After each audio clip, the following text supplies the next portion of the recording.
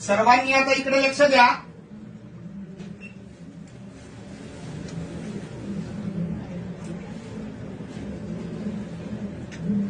देवाच्या शरीरावरती वेगवेगळे चिन्ह आहेत.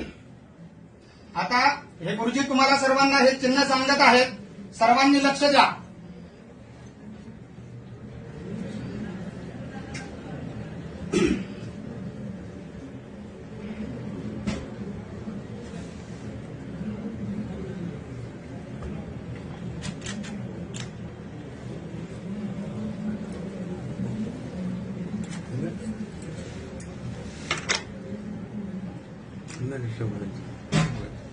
इकडे लक्ष द्या.